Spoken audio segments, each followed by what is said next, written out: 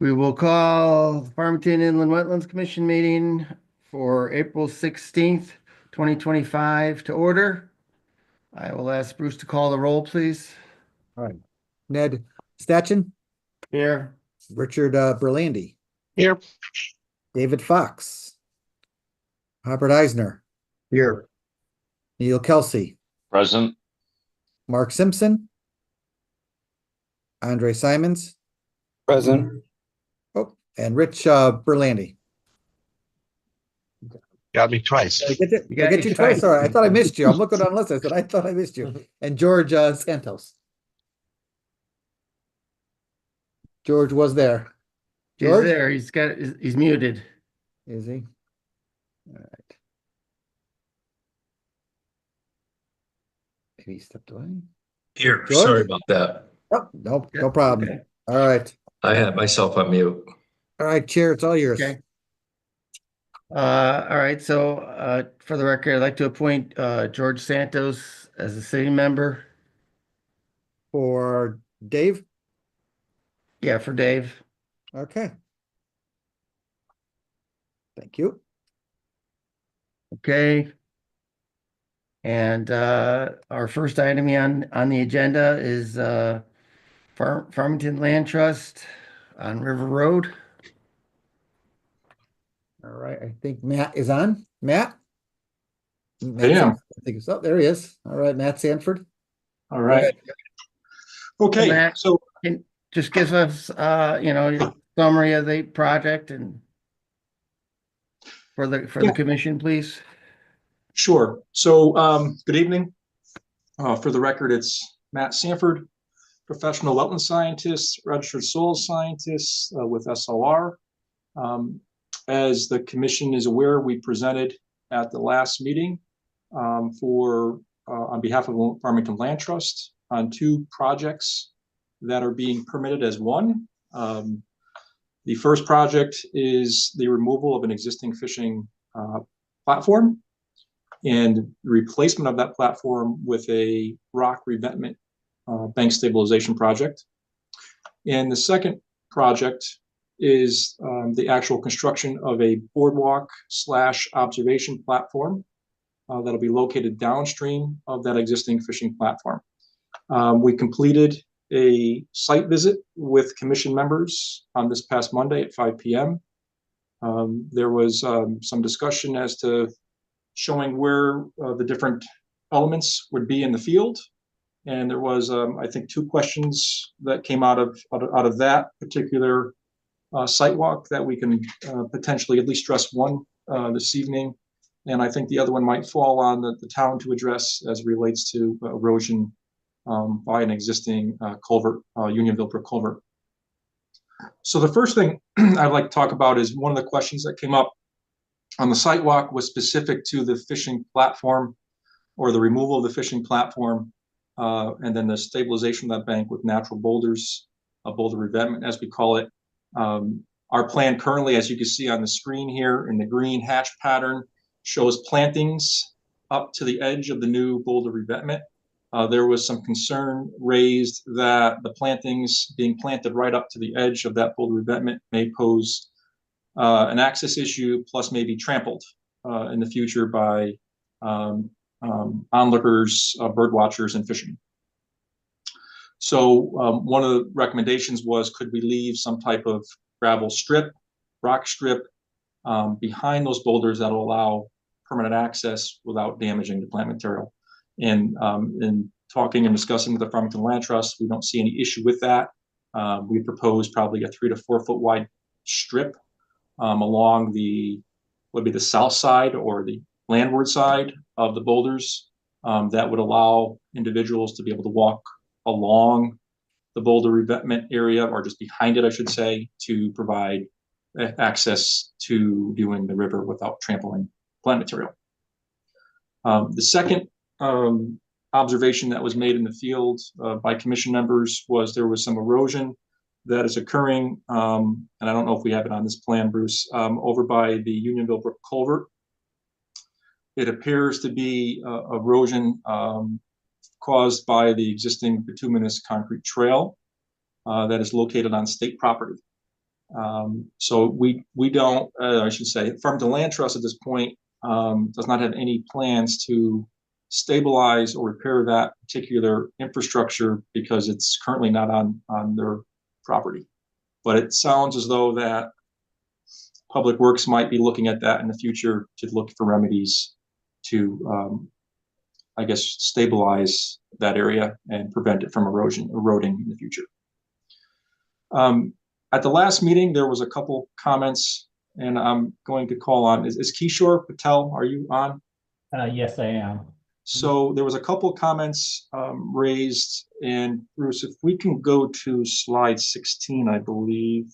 Oh, and the Rendering. presentation? Give me a Yeah, second. Give me 1 second. Let me open that up. there was a couple comments raised by commission members related to the structural components of the actual boardwalk and observation platform. I believe one of them was related to, was there any angle irons or other support structures needed to support the actual observation cantilever deck? And I think another question was related to the structural integrity during a flood, in an event of a flood of the proposed piers that support the structure. So I have this evening invited Kishore Patel, professional engineer, structural engineer with SLR, to discuss those two particular items related to the observation deck and boardwalk. So Kishore, can you just elaborate on those two particular items that were raised in this meeting?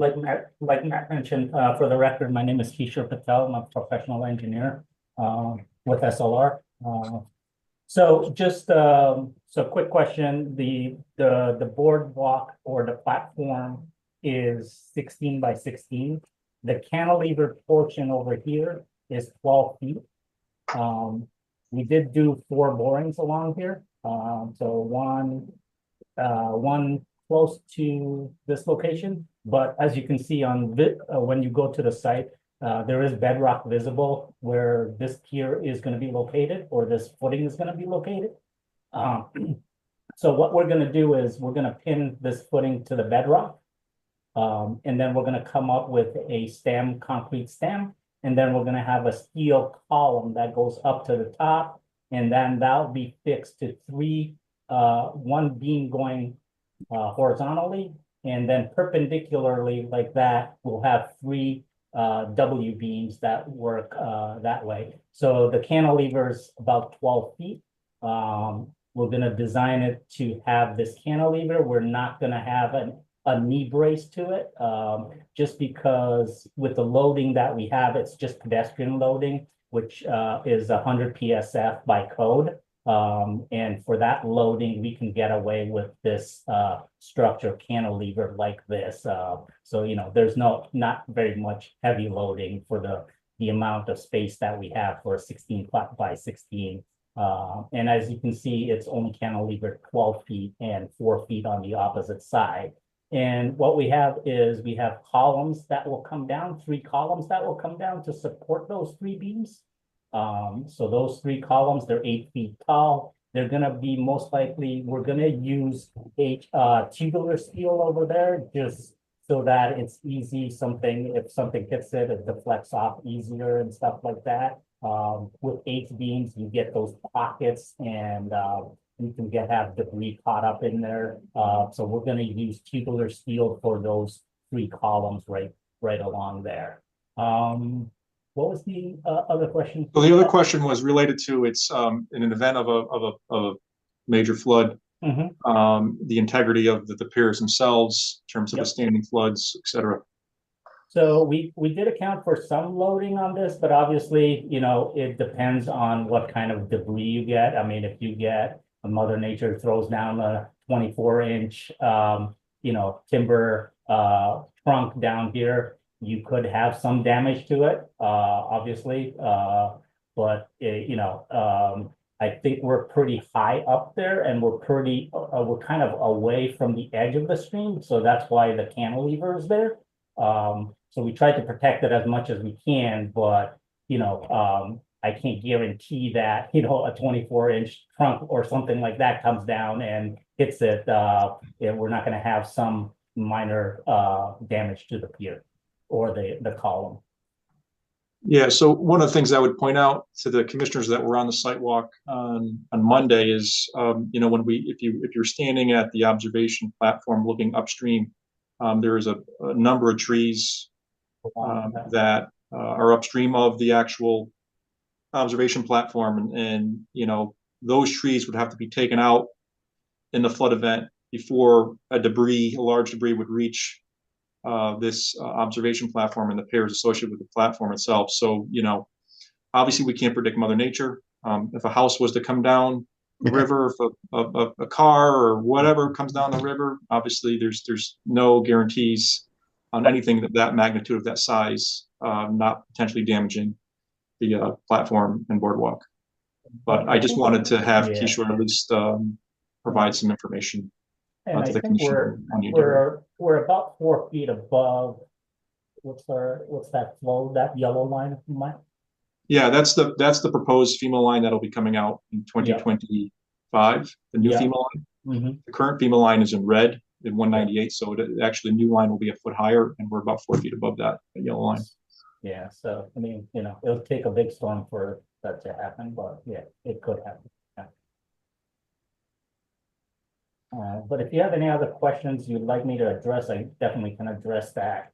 We did do some calculations. Obviously, these are 60% plans. We'll have more details with connections and things like that.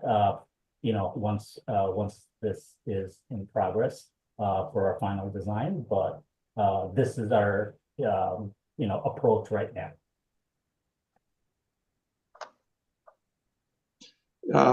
So with that, I think that concludes our presentation this evening. I think we gave a pretty in-depth presentation the first meeting. Obviously, we also had the site walk.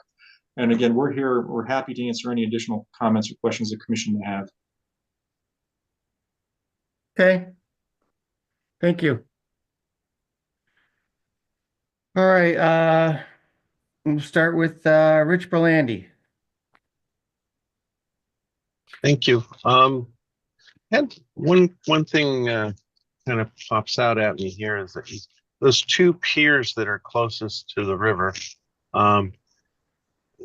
they look like they're pretty close to the water level. I was wondering if you've looked into any scour protection around those footings. Anytime you put something in the waterway that you get scour around the base of it. Yeah. What are you planning there?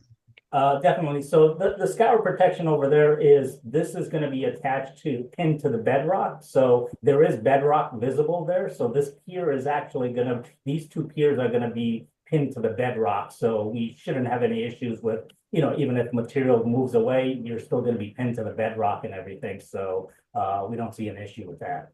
And I would just add, keep in mind for those that were on the site walk, when you looked down at this particular area, this part of the bank is well armored with not only bedrock itself, shallow bedrock, but a lot of stones are actually exposed above this area.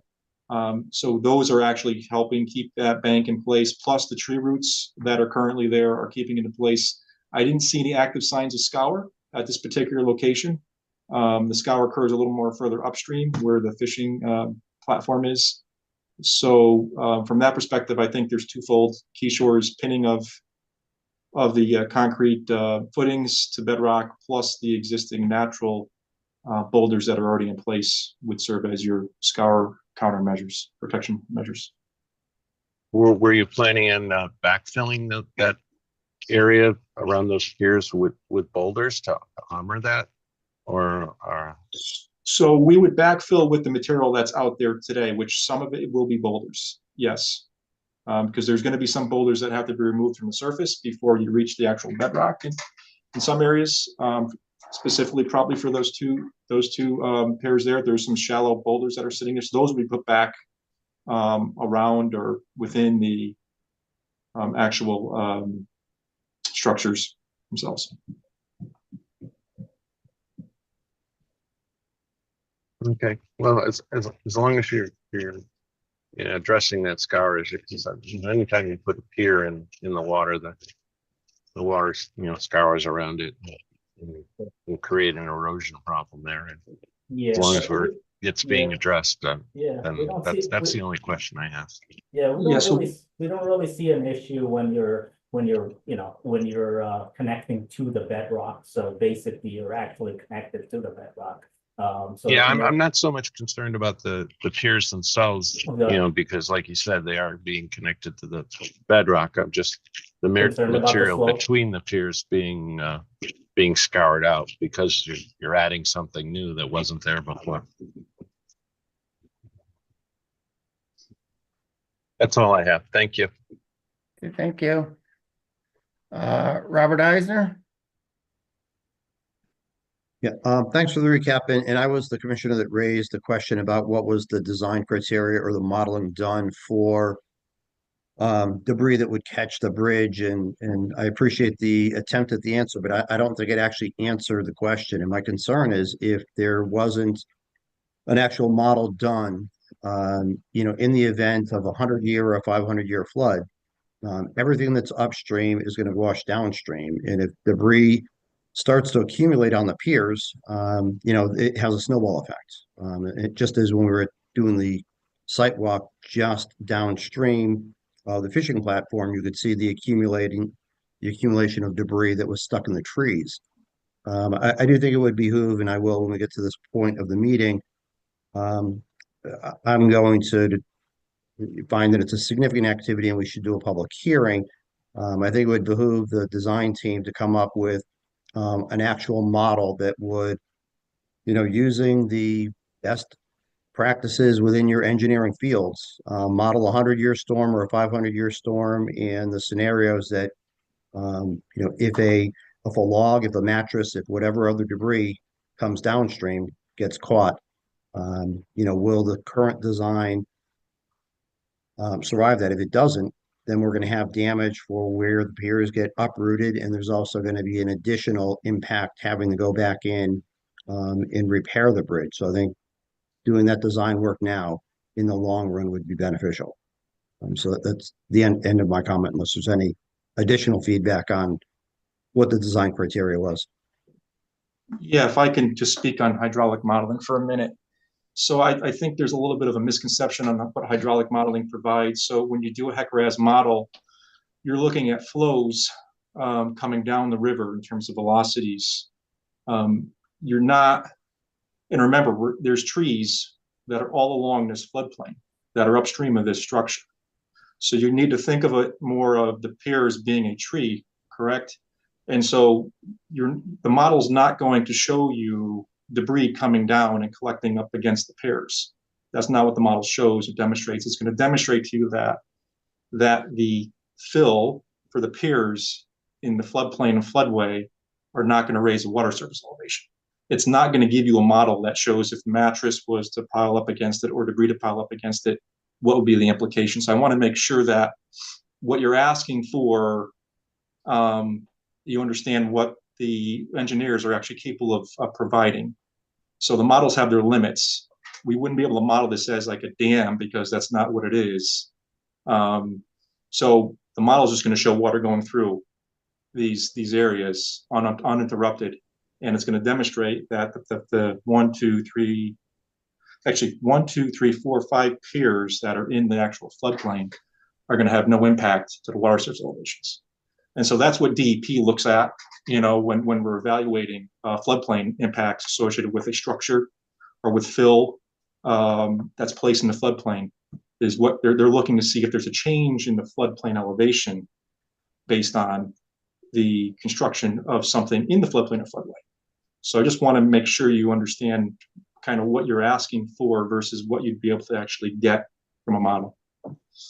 Well, I know what I'm asking for, and I guess it puts it back on you to, if it's not traditional modeling, what can you do to replicate it? When Vermont had the catastrophic floods 4 years ago, all of the Vermont debris ended up against the Charter Oak Bridge, and there was assessments made as to whether the Charter Oak Bridge needed to be closed because of the debris that was there. So when floods happen, debris comes downstream. What I'm asking for is if there was no design work done to factor in, if a log gets wedged against those piers, then the tires, the coolers, the refrigerators, everything else that comes downstream is going to start backing up behind that. What Yeah, I'm but hearing you say, Matt, what I'm hearing you say, Matt, is there's no way to model any effect that could have? so I think you got to think of a floodplain a little differently, right? If we were going to completely across the Farmington River with piers and piles, then I think the case where you're describing the Vermont and Charter Oak and those bridges, those are spanning the entire river, right? So if there was debris to catch within that entire structure, there could be catastrophic issues, right? So we're a little smidge of a pretty very wide floodplain through here. If this boardwalk was going all the way across to the other side of the river and we had piers in the river itself, then I think the point of potentially it catching debris and causing catastrophic issues upstream or downstream would be a valid point. But just remember where this is. It's a little smidge in the floodplain that's out there currently. So just And think of it. it's on the outer bank. So again, when we're looking at the floodwaters, what would happen? And I guess the what you would have to do is Matt and Keisha, you'd have to put your heads together and be able to address what the potential storm impact would be if this if we move forward, if this goes to a hearing, because I think that's a relevant piece of information. Again, I'm looking at it from the perspective that there's going to be some short-term impact to put the bridge in. It should be designed so that it's going to withstand, um, the types of pressures that it would see with a 100-year and a 500-year storm. I just I don't feel comforted by it's, you're giving it your best guess that it's going to be okay. Well, we can put lateral loads to it. I mean, I don't see an issue with that, but like Matt says, it's at the end of the day, it's a pedestrian walkway that is not, but if you want to make it into a I mean, I could put, lateral loads to these piers and everything, and yeah, I can show you, demonstrate you to you that, you could hold this much pressure. Yeah, I just don't know if we're going to be able to address your comment in modeling. Because it's not spanning the entire river. So what happens is if you got debris to back up on the upstream side of this boardwalk, it's simply going to go around in the main channel, right? So that all the force is going to go into the interior inside channel. So again, I understand what you're trying to achieve on the question, but I don't think the modeling is going to show you what you want. And what I heard Keisha just say is that you can add a lateral load model to it, and that that would probably be the answer. Because again, my concern is the short-term impacts to install the bridge are acceptable, but I would like to have some assurance that it's designed to withstand. We're certainly seeing 100-year flood events on a fairly regular basis, and localized 500-year flood events. I think, running some models and saying, should we have a worst-case scenario? The design is fine. The bridge should be fine. It's not going to have to be replaced. I think that would be useful for me to have more input as the process moves forward. So thank you. Okay. Neil Kelsey? Yeah, can you hear me? Yes. Yep. Okay.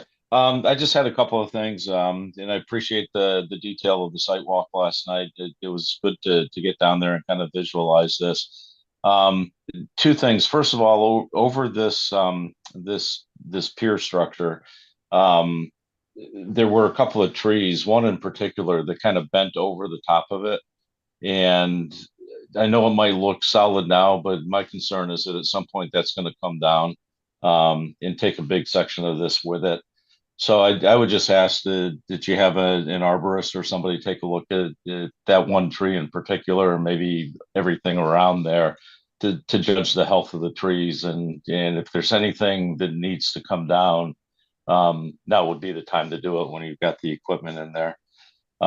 That's the first thing. Secondly, and I mentioned this to a couple of folks last night, I am concerned a little bit along the fishing pier that that there will be easy access to those rocks and that rock wall, which will get very slippery. Speaking from experience, when I was a kid, I was one that gave up fishing in Boy Scouts because I always ended up slipping on a rock and ending up in the river, which was not a lot of fun in April. So if you know, there's a railing there now, the steel railing along the fishing pier. I would just recommend some sort of railing. Maybe you could model it after the sides of the walkway, to keep people off those rocks. And I know you have a lip there, but you know, kids are kids, adults are adults, and they may end up slipping. So other than that, I think it's going to be a great project when it's done, and I look forward to seeing it to completion. Okay. Um, George Santos.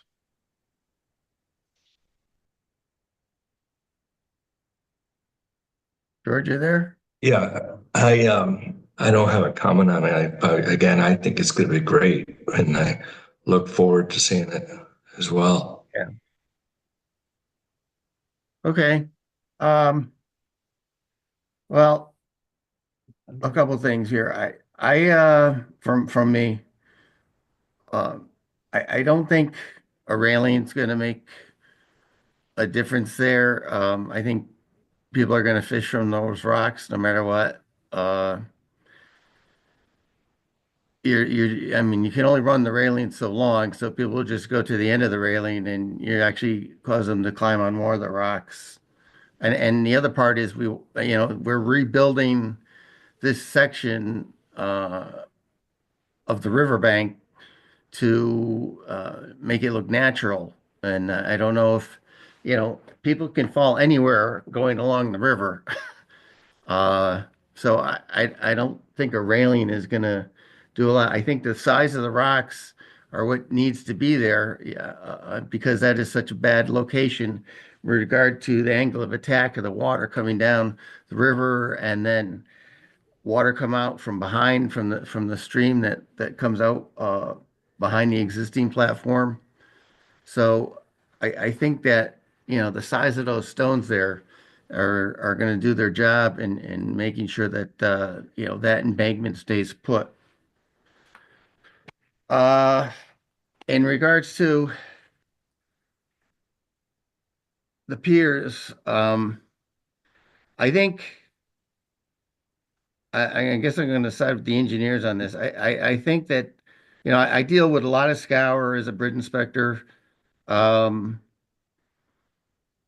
if you tie that footing to ledge and drill and grout bars into the ledge and then tie the reinforcement of the footing into the ledge, you're, you know, a tank's not going to move that thing. Uh, I'm a little more concerned about the column itself. I suppose, I saw a lot of damage that was done. Was it 3 years ago now, where they had to close the section Route 7 because the ice jams on the Housatonic River were so bad. And we had ice jams at that time too. We had them, they were actually part of what I think took down the existing platform. So I know the ice jams can make a lot of can cause problems. So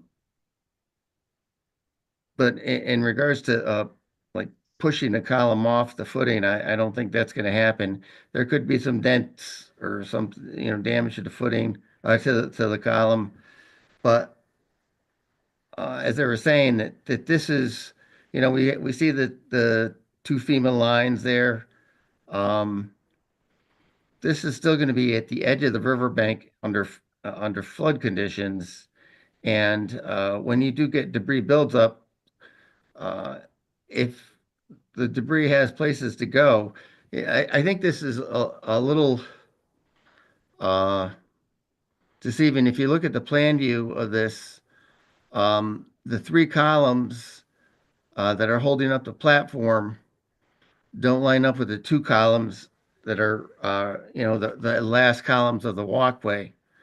And right now, they looks like they're very close to each other. So more debris can gather there, but I think that, uh, there's going to be less of a problem with too much debris building up there. I mean, I'm the last person in the world to think that, to not worry about scour, but I don't think the embankments are going to be okay based on the amount of ledge I saw out there. And I mean, we saw ledge outcroppings on the river in several locations. Uh, and then in regards to debris coming down the river, there were trees, I guess it would be west of this. Yeah, trees, west or upstream Upstream, yeah. of this that would help protect this from the river, and maybe we can have them take a look at where these trees laid out, and maybe there could be some more plantings in there that could help protect this as the tree grows. I don't know. I mean, it wouldn't help in immediate future, but as it grows, it might provide some protection. Um,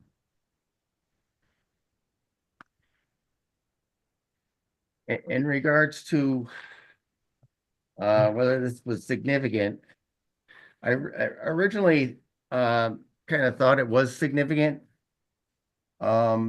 because of the removal work and how that was going to have an effect on the river.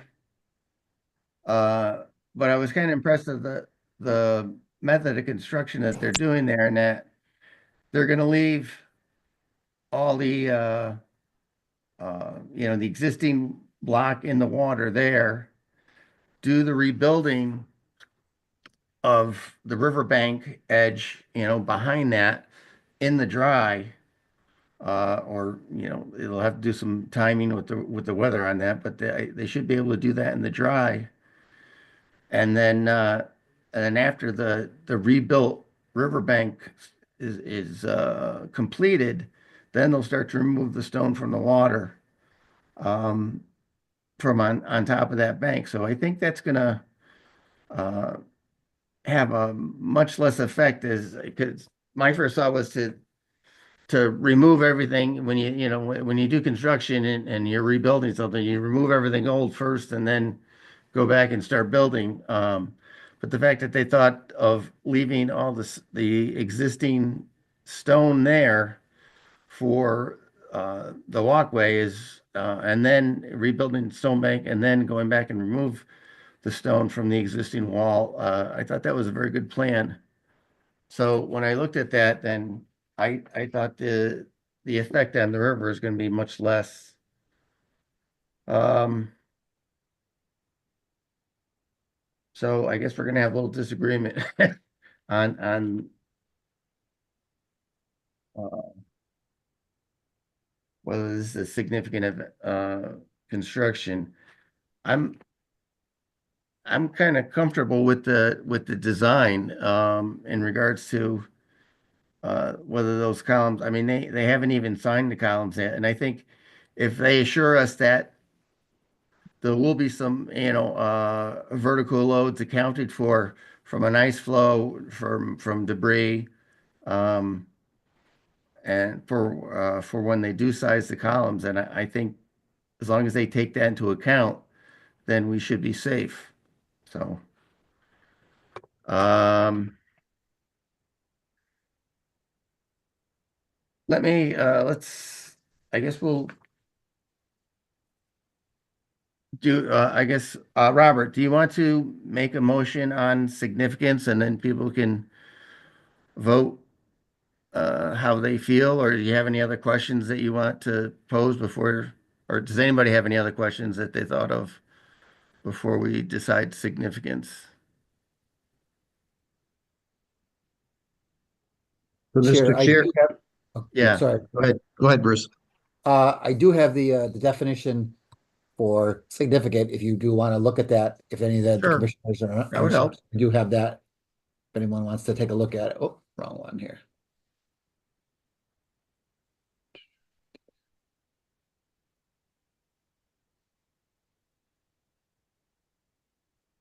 you go. So.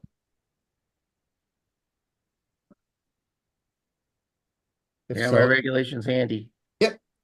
Can everyone see this? If the commission finds, based on the information before, that the proposal will involve significant activity, the applicant shall be required to submit pertinent information. A significant activity includes that which will have significant impact or an activity which may cause substantial turbidity, siltation, or sedimentation in a stream, lake, or reservoir, the destruction or impairment of an identified aquifer or recharge, a substantial reduction of an inland wetlands or watercourse, natural flood storage capacity, the construction or alteration of a watercourse channel, which might result in increasing the volume or velocity of water leading to upstream or downstream flooding.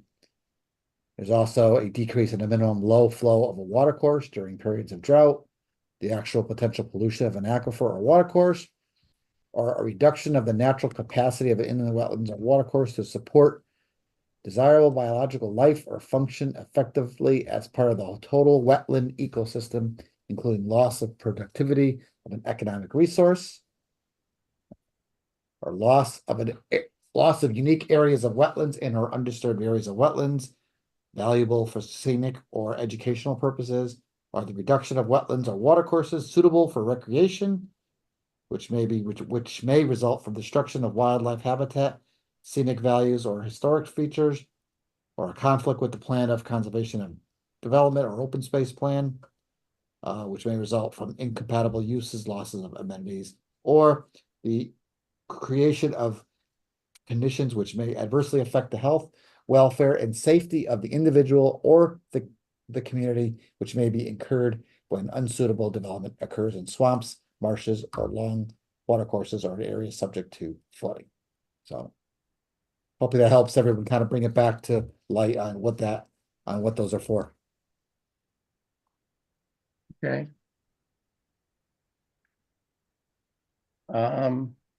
Well, when I read that,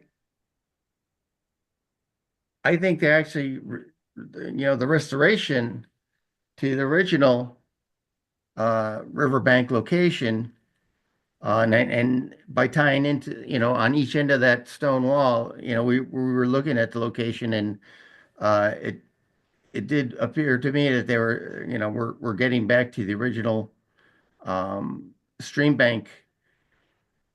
So now that we don't have that big peninsula going out into the river, I think it's going to improve the flow of the river. So that's why, and the fact, again, the fact that they're doing it kind of a reverse order where they're going to build the rebuilt riverbank and then take out the existing stone. I think it, you know, meets some of what they're talking about here, where where they talk about it's going to change the course of the water flow, the natural water course. I think we're changing it back to a better situation. So I'm not sure if that section applies, or I don't think that section applies. Um,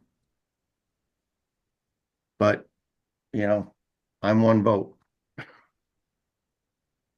So I think we just need the vote of the commission, and we'll see where we land, and then we'll know whether or not we're going to have a public hearing. Do people agree with that? Agreed. Okay.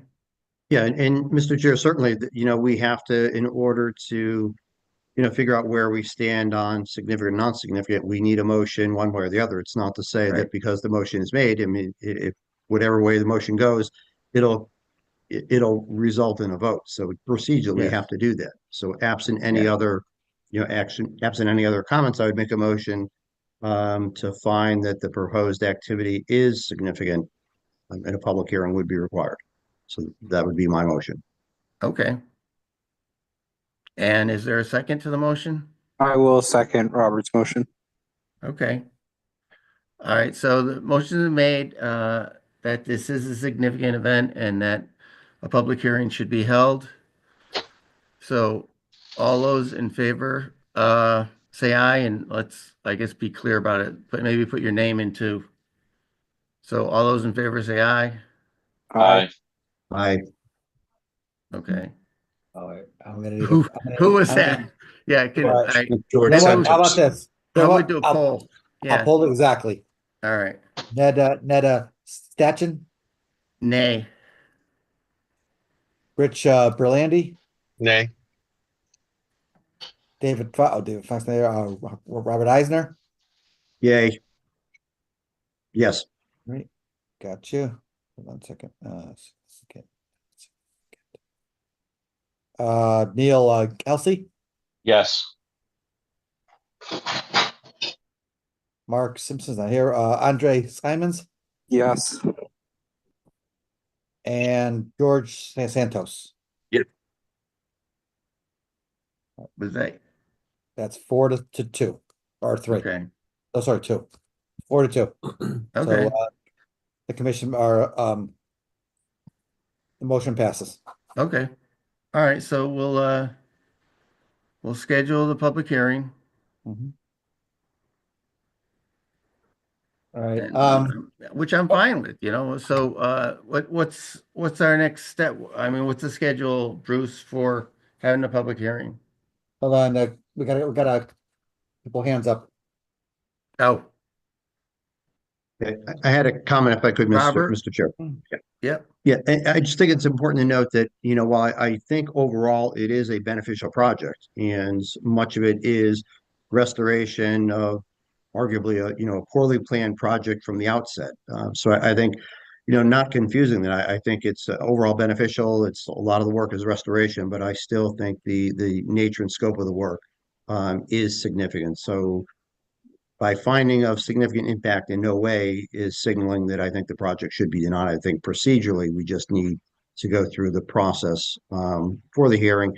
And it's just as important for the precedent so that if we have another developer that has a similar scope of activity, on and adjacent to the river, this yeah, wouldn't be a case where they say, well, the impact is no greater than what a very good steward of the environment, the Farmington River Land Trust did. So yeah. I just wanted to have that on the record. Okay, and I agree, and I don't think it's a bad thing to have a public hearing on this, and I just kind of didn't think it was necessary, but I support what the board votes for. So, Rich, you had a comment? Yeah, I would support this project going forward. But I'm just concerned that the project goes forward in a sustainable way so that 20 years from now,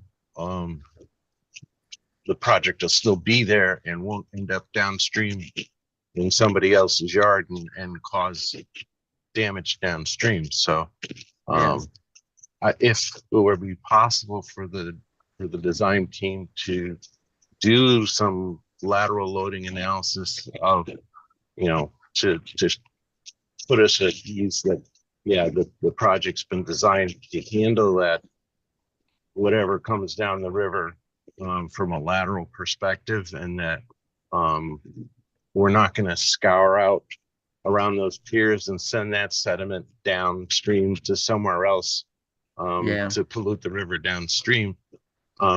If those two issues were addressed adequately, and I would fully support this project. yeah. I do believe there's a lot of support for this project on the commission. I just, people want to follow, the rules and I'm fine with that. So, motion made and passed that this is a significant project and that we will have a public hearing for it, which is good. Not a bad thing. And I'll offer it out to the commission as well as the applicant. Lance and I had did some quick review of the dates, and we can make the May 7th date happen.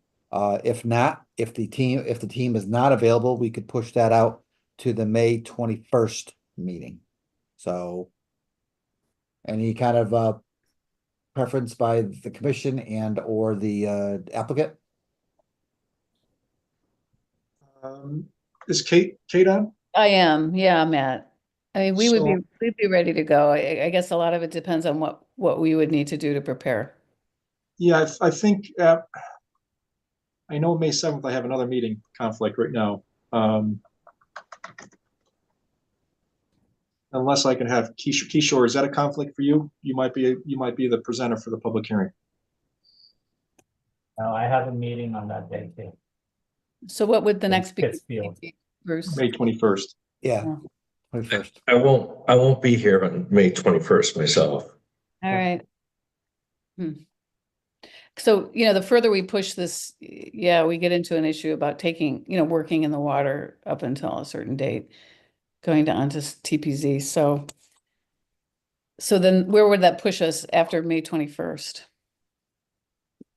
Well, if we have the hearing on the 21st, if they No, we feel, couldn't, because it sounds What? like the commission is not. no, Sorry. no, that was just one of the. Oh, I'm sorry. But if we do have it on the 21st, you could, technically, the hearing could be opened, closed, and voted on at that hearing if the commission felt that there was enough evidence or enough testimony, comment. If not, they can push that out to the June 4th meeting. You know what, can I just ask a question? Because I actually don't know what it means to have a public hearing on this. This is my first run at something like this. So could you just educate me on what it really means for us as the land trust? The public hearing is typical to any other public hearing that we would have in a land use meeting. There's a notice that gets published in the newspaper. A sign gets put on the property, and you'll have to notify abutters within 200 feet of the property of this hearing, and you pretty much do the same presentation that we just did. It's a hearing, and then they open it up to public comment. I see. And then, so the decision then is made based on public comment, whether the project is approved at the end of that? No, No. no, the public comment is just taken into consideration, you know? Okay. So, And then when we look at this particular property, behind us is an apartment complex. Mhm. That mean every apartment in there gets notice? no, that would be the management, the managing person of that complex gets one. Great, So, thank you. Thanks, Bruce. Mhm. So it looks like we need to move to the 21st then, because if we can't have, SLR part of it, I think that doesn't make a lot of sense. exactly. So. Just take a quick check here.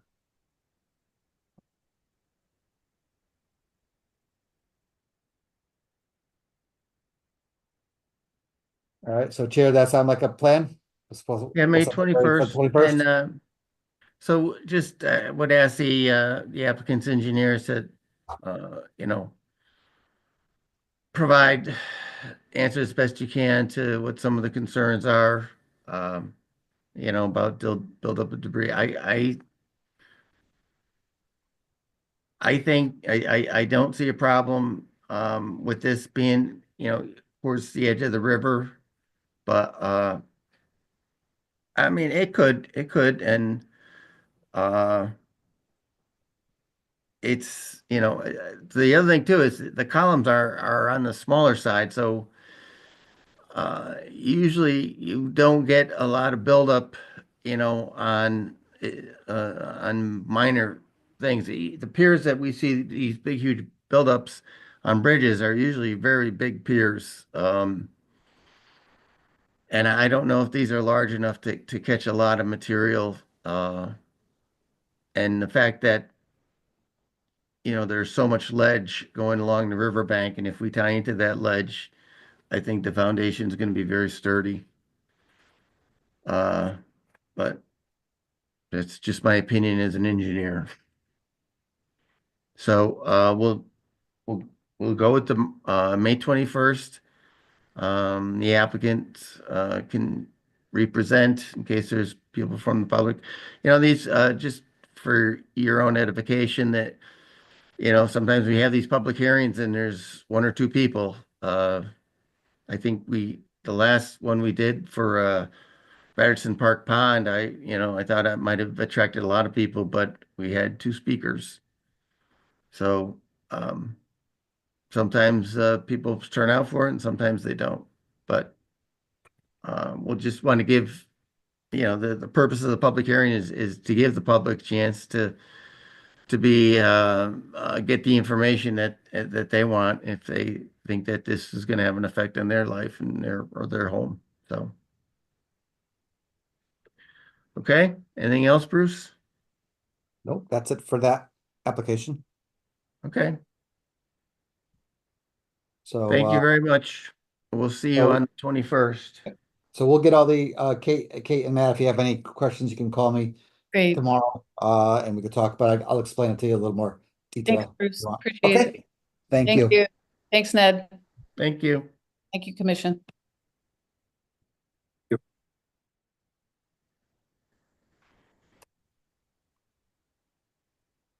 Okay. Did anything new come in, For what? Bruce? Oh, That was applications? the only thing on the agenda still, right? No, Yeah, okay. the only thing, I'm gonna sneak something in if you guys don't mind. Okay. I have one thing. I gotta just move some stuff around. Give me a second here. Hey, Bruce, while you're pulling that up, I sense some trepidation on the public hearing. When you talk to them, you might actually tell them that this is also an opportunity, if anybody shows up, to kind of sell the project and get some, because it is a good project in a lot of ways. And Yeah. if they present it and take that approach to it, if anybody shows up, they might have some proponents of it. Exactly. Yeah, and Bruce, the driver was not the public hearing. The driver was the statute say if we determine it's a potential significant impact, we have to hold the hearing. So it's, Yeah. Right. if their trepidation on, why are we sending it to public hearing? That's the statutory framework that we have to work in. Exactly. I think it's fine. It's I had my opinion, but it certainly could be convinced the other way too. So, and there is always the argument that Robert pointed out that we have to be careful of precedents that we set. Yep. You That's know, 'cause, good. Mhm. I mean, I think everybody here knows Farmington Land Trust is going to do everything it can to protect the environment, and but the next the next developer might not be as high of an ambition, so we should Understand, have to worry and about I'll explain to precedent. them, look, that this in no way affects your decisions on it. It's more or less Right, yeah. public involvement is all it is. So, Yeah, you could talk to them tomorrow.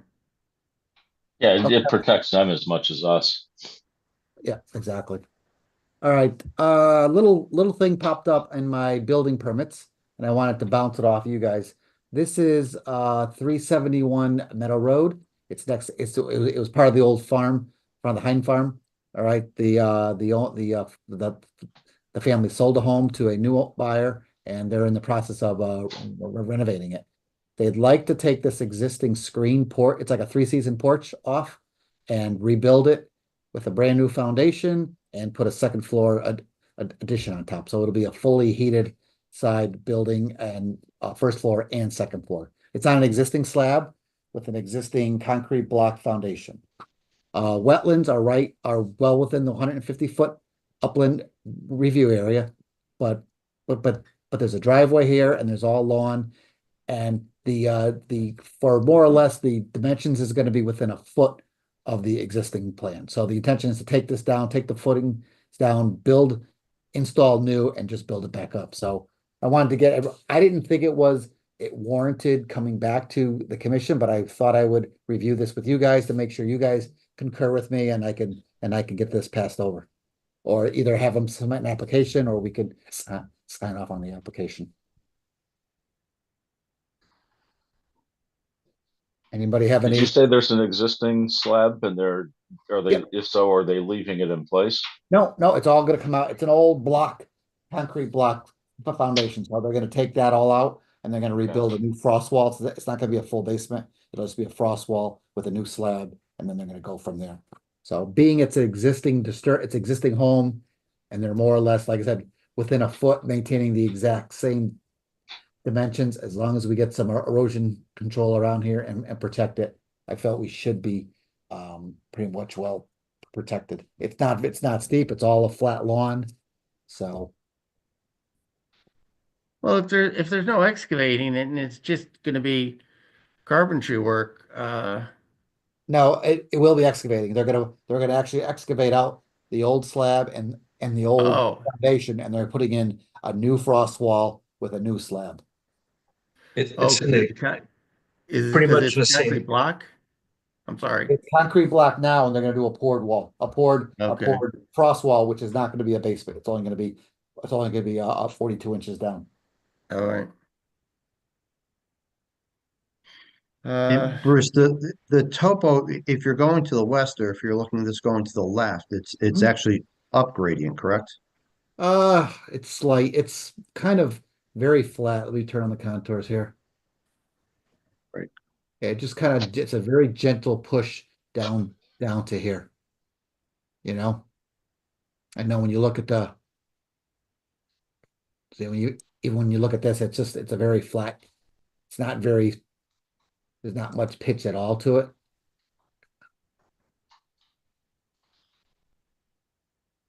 So that's, and again, that's strictly up to the commission. I don't wanna, I just, I thought it because it was a more or less an exact replacement, I thought I would just run that by you guys first, rather than going through the application process. But if you want an application, I'll get back to the applicant and have him submit an application. Yeah, in Bruce, because this is the house lot is a separate lot from the surrounding land, correct? Yes, yeah, the So it's, wetlands are offsite on a town-owned property. It's the former Bland piece. Let me zoom out a little bit. mhm. It's the former Bland property. And that backs up. So Judson Lane is here, kind of surrounds, this is the Westwoods is down here. So So this is Hind Farm? the house used to be part of the Hind Farm family. So they Oh, families to live there as part of the farm because the the houses are on this lot. Here's the farming, and this was part of the family as well. But the they, s- the, they, s- the trust they, has said sold this property off. okay. So I can't get that. I don't know. It's kind of close. I mean, I can go either way. I mean, are they still they're gonna put up, sedimentation control and, Yeah, yeah. And as I said, I could work with them on that. Like I said, I can make them come in for an application. It doesn't bother me. I just no wrong. Yeah. So here we go. So so here's the existing house. Here's the crawl space. It'll be a crawl space. All right. 22 by 14. And I think the existing foundation is 21 and a half or something like that by 14. now what are those columns in the back? Where this These is are just columns? this is like a porch. Okay. Yeah. So, and then here, so here's Oh, right there here. we go. Here's the addition. Here's the screened-in porch was or the three-season porch was here. So this will be gone. Raise this and this little porch overhang. Okay. So there it is, right there. There's the back, and here's the Yeah, columns. all right, so there's the columns. Mhm. Okay. Uh, if you think it's reasonable and I'm okay with it, but how Mhm. about the rest of the commission? Robert? I mean, it's going to be an ultra low impact. It's an off-site wetland, but I would probably lean towards an application, but wouldn't lose any sleep if we don't require an application. I think it'd still work within, it's new disturbance within the regulated area. So I think it still Yeah, when falls in the you scope. when you look at the contours, you could see there's a flail there where it was it looks like there's a little bit of runoff flow that comes pretty close to that location. Yeah, you see the contour that goes up to the point on the off property. on the town property.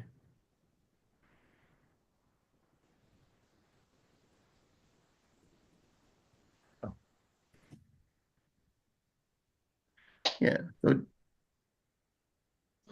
just to the, I'm talking about just to the left. Yep, that way here. So the wetlands is down in here, Yeah, so. Like I said, we do run it. It was, I want to say it was like 100 feet or something like that to the yeah. wetland. It looks like you get a fair amount of runoff that goes in there too. From the road. Well, yeah, this area does pitch into here, yes. Yeah, I said, I think it's fairly flat, and that's why I said it's matching, it's matching size for size. It wasn't like it's not like they were adding a brand new yeah. in. I thought it was a Well, replacement. So again, Andre's got his hand up. I think if you work with them, Bruce, and make sure that, if anything they're taking out that's historical could be updated is updated, I don't think an application is needed if that's the case, especially if it's pretty much the exact same dimensions. Well, it's just a slightly larger. It's not the exact same, but it's certainly reasonable that you want to, you don't want to build on a concrete block wall.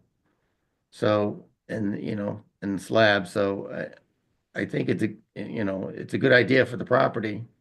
But, you know, I don't think I think it will have very minimal impact. Uh, Neil, what do you think? Question on that porch, was that part of the original footprint, or is that no, a no, adding to the footprint? I don't think it was. I mean, this is like some stairs off the back. So that is Okay. probably, yes, there is a little addition off the back.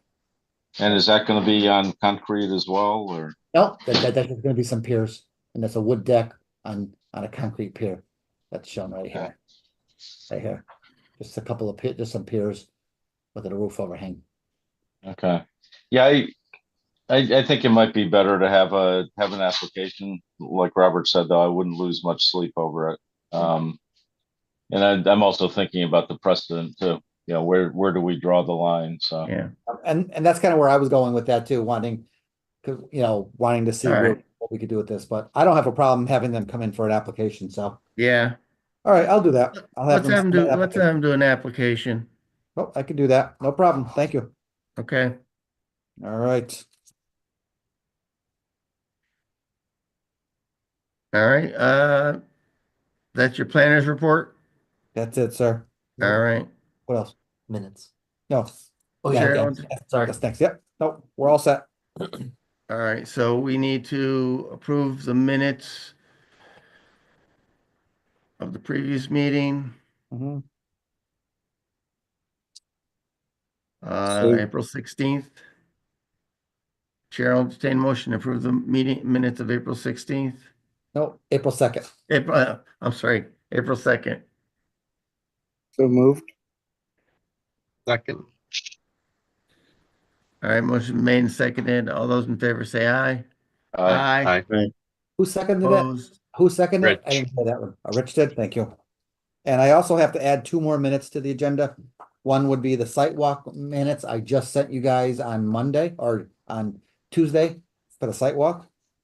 Okay, So if you guys have not reviewed those, then we can push those off. That's fine with me. And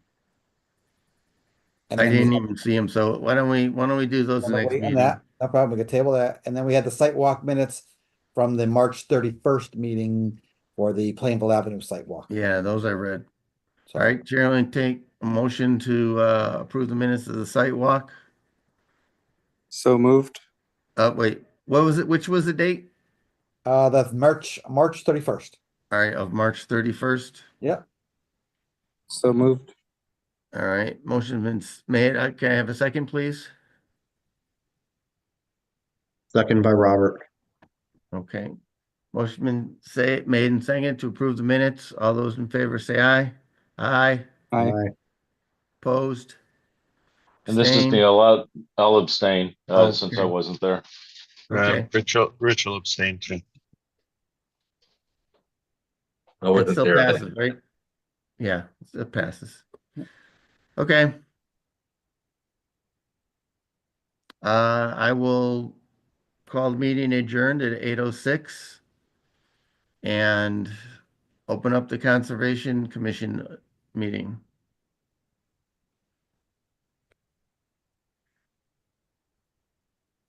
Is there anything you Nope. have on the agenda, Bruce? No, there's nothing on the agenda. We've got the minutes for approval. Okay, Chair will entertain a motion to approve the minutes of April 2nd. So moved. And a second, please. Second, Rich. Okay, motion made and seconded to approve the minutes of April 2nd. All those in favor say aye. Aye. Aye. Opposed? Abstain? Motion passes. I don't have anything else for the commission. Anybody else have a comment or question? Okay. Seeing none, we'll adjourn at 8:07.